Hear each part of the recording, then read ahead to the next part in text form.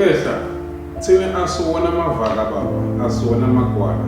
Asibafuna abantu abangamagwala, asibafuna abantu abangayazi into abayifunayo.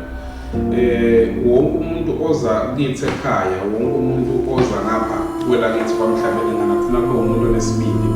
Ufuna ukuthi kube umuntu oyaziyo into ayifunayo. Angimfuni umuntu kunakhehla ozothi ebone omunye umuntu ephumelela noma obona omunye umuntu ephakama bese athi naye ngifuna ukuphakama. Ngifuna umuntu ojulile kunakhehla. Ngifuna umuntu osozamile empilweni wahluleka. Ngifuna umuntu osothi mina khehla iminyaka yami ngiyibona iyashabalala njengamanje.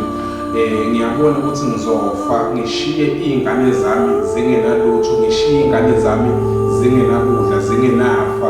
Ngifuna umuntu kanjalo khehla, umuntu onesibili, umuntu oyaziyo into ayifunayo. Angibafuni abafana bakamama. Kwamfazi kwandoda angikhethi bala muntu ezilonke umuntu azoba nalesi sibindi engisifunayo. Ayikho into esizoyenza kuyezokhipha umphefumulo.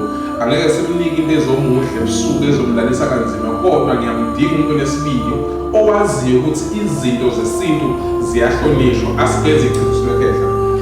Into esiyenza ukuthi khehla sinika abantu into yokuphila, sinika abantu into yokuphakama, siphakamisa amabhizinisi, senzela abantu izinto zenzeke abahlulekayo bona ukuzenza ubile baba.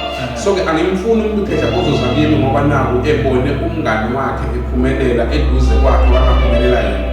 Angimfuni umuntu khehla umuntu ozoza kimi ngenxa yokuthi ubaba wakhe wayeshiya umcebo wawudlabazisa, so ufuna ukubuyela kuleyo mcebo. Ngifuna umuntu osojulile empilweni. Ngifuna umuntu osozamile empilweni wahluleka wathi mkhulu manje ngithatha umsuse la ungibeke lapha. Zikhona khehla izinto zokuphila ekhaya ngokuhlukahlukana kwazo. Angifuni ukuyidalula la kuma-social media, kodwa khona uma sowufikile ekhaya sesiyibhunga menthumeni sizoyilungisa indaba yakho, sizokususa la uhleli khona khehla sikubekele kusalo ufuna ukuhlala kuso ngaphandle